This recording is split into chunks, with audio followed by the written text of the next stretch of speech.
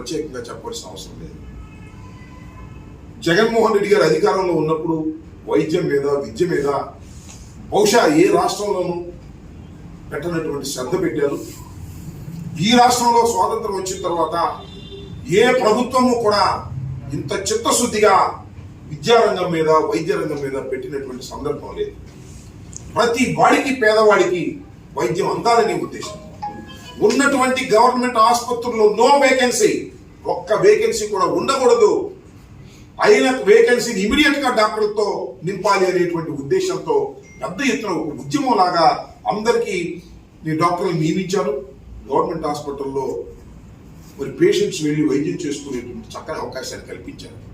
దానితో పాటు ప్రతి జిల్లాకి ఒక మెడికల్ కాలేజ్ కావాలనే ఉద్దేశంతో మెడికల్ కాలేజీలు ప్రారంభించడం జరిగింది.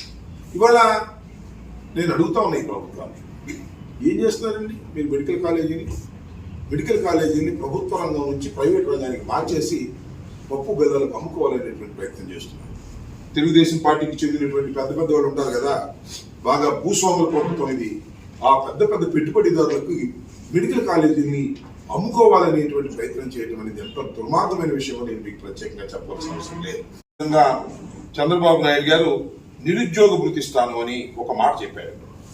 ఆ నిరుద్యోగ భృతి 3,000 రూపాయల చొప్పున ఇచ్చేటటువంటి ప్రయత్నం చేస్తానని చెప్పాడు. మరి అధికారంలోకి వచ్చి సుమారుగా 9 మాసాలు అవుతుంది. అసలు ఆ నిరుద్యోగ భృతి 3,000 అనే అంశమే పక్కన పెట్టారు. చివరికి బడ్జెట్లో కూడా దాన్ని ఉదహరించినటువంటి సందర్భం లేదు.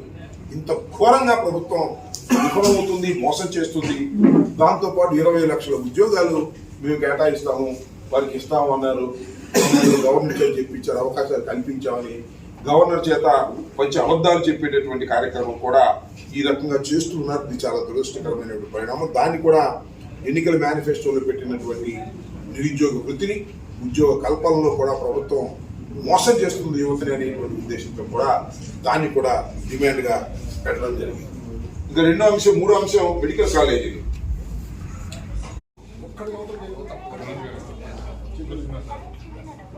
ఆనందం ఎక్కడ అనుబంధం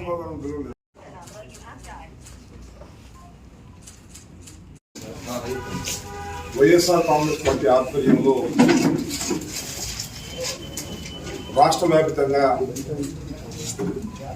12వ తారీఖున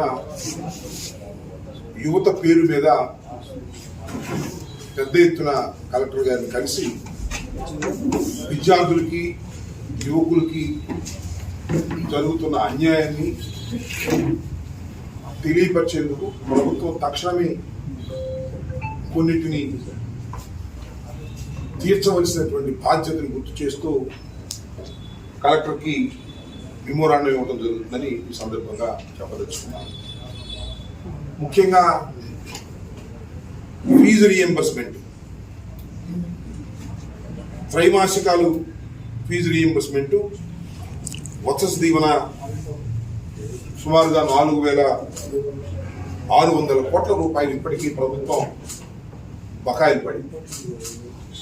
ఆ బకాయిల్ని ఇంతవరకు తీర్చకపోవడం వలన విద్యార్థులను బయటికి పంపించేటటువంటి కార్యక్రమం యాజమాన్యాలు చేస్తున్నాయి. వారికి గత్యంతరం లేని పరిస్థితుల్లో విద్యార్థులు చదువుకోవడానికి చాలా ఇబ్బంది పడేటటువంటి పరిస్థితుల నుంచి చివరికి చదువుకోవాల్సిన విద్యార్థులు, పేద విద్యార్థులు కూలికి, నాలికి, వ్యవసాయానికి వెళ్ళిపోయేటటువంటి ఒక విషమ పరిస్థితిని ప్రభుత్వం చేపట్టడం చాలా దురదృష్టకరం. తక్షణమే 4,600 బకాయిలను తీర్చి విద్యార్థులకు, యాజమాన్యానికి ఊరట కల్పించవలసినటువంటి అవసరం ఉందని ఈ సందర్భంగా మేము డిమాండ్ చేస్తూ అది ఒక భాగంగా రేపు వెళ్ళదలుచుకున్నాం. దాంతో పాటు బడ్జెట్లో కూడా చూసాం. బడ్జెట్లో 4,600 కోట్ల రూపాయలు బకాయిలు ఉంటే ఏదో 2,000 ఏదో కోట్లు బడ్జెట్లోనే పెట్టారు. అంటే దాన్ని బట్టి అర్థం అవుతుంది ఏంటంటే బకాయిలు తీర్చే పరిస్థితిలో ప్రభుత్వం లేదు అని. ఇది చాలా దురదృష్టకరమైనటువంటి పరిణామం. విద్యా వ్యవస్థని కుంగదీసేటటువంటి కార్యక్రమం చేస్తున్నారు. విద్య అనేది ఎంత అవసరమో నేను ప్రత్యేకంగా చెప్పాల్సిన అవసరం లేదు.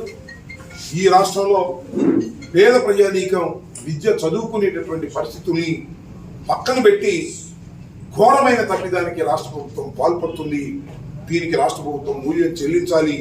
ఆ రాష్ట్ర ప్రభుత్వం మీద ఒత్తిడి తీసుకురావడం కోసం రేపు రాష్ట్ర వ్యాప్తంగా అదేవిధంగా గుంటూరులో కూడా పెద్ద ఎత్తున మేము ర్యాలీగా వెళ్ళి కలెక్టర్ గారికి మెమోరాండం ఇవ్వడం జరుగుతుందని ఈ సందర్భంగా మనం చేస్తున్నాం.